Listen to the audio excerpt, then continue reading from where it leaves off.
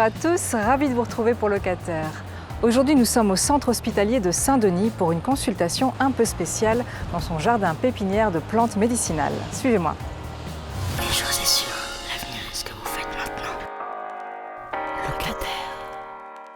Je voudrais du soleil vert, des dentelles et des théières, des photos de bord de mer dans mon jardin d'hiver. Je voudrais de la lumière comme au Nouvelle-Angleterre.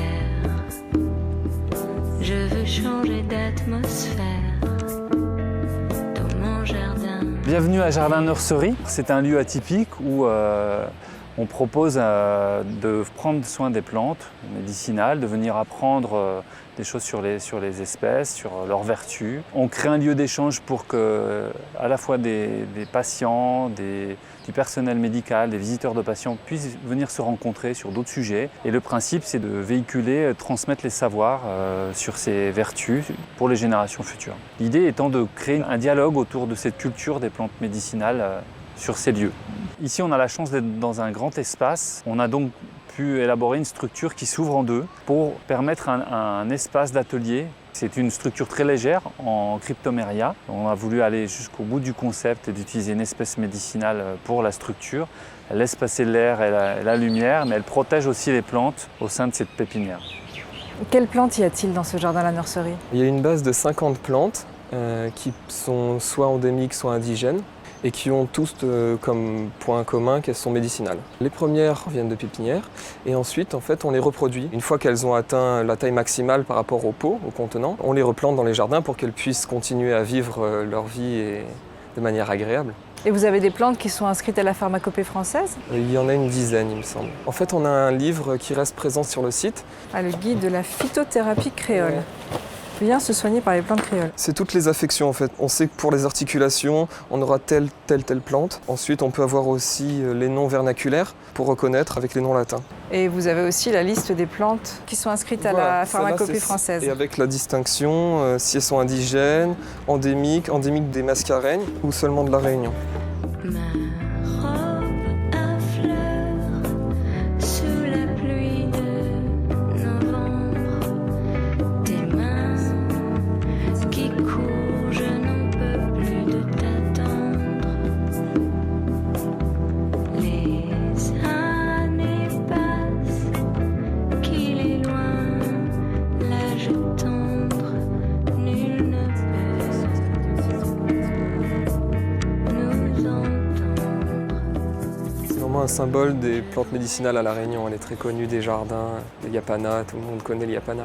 Pourquoi faire don d'une plante? Les gens sont encouragés à venir avec des plantes qu'on n'a pas encore pour enrichir la diversité des plantes présentes sur le lieu. Vous serez invité à inscrire au sein du tableau une histoire ou une utilisation des plantes qui fait appel à la tradition des tisanes à La Réunion. Le mieux, c'est d'offrir une plante avec laquelle on a une affinité, notamment si on connaît des utilisations médicinales ou une histoire. Ça peut aussi faire partie du patrimoine, on va dire, végétal de La Réunion. Mais quel type d'histoire, par exemple? Toutes sortes d'histoires, ça peut être sur leur introduction à La Réunion, ça peut être le côté ethno-botaniste, c'est-à-dire les légendes entourant une plante, ou alors des utilisations vraiment très pratiques, une tisane, une posologie. Et le calopulé, vous en avez ici? Oui, bien sûr.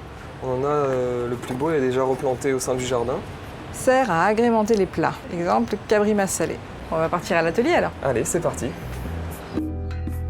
Je voudrais toujours te plaire dans mon jardin d'hiver. Je veux déjeuner par terre comme au long des golfes clairs, t'embrasser les yeux ouverts. Ah, pareil, là quand on arrose, on voit à quelle vitesse ça descend. On essaye de ne pas faire stagner trop d'eau. On arrose, on laisse descendre, on voit.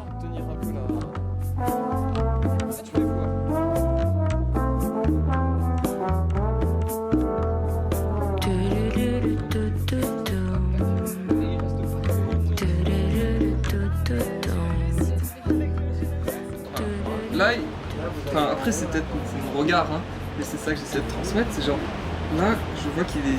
Il est bien. Il est bien. Il se tient. Voilà. Je suis passionnée de plantes. Je viens à l'école du jardin planétaire justement pour apprendre. Et aussi quelque chose de plus profond, c'est vraiment un besoin de retour aux sources.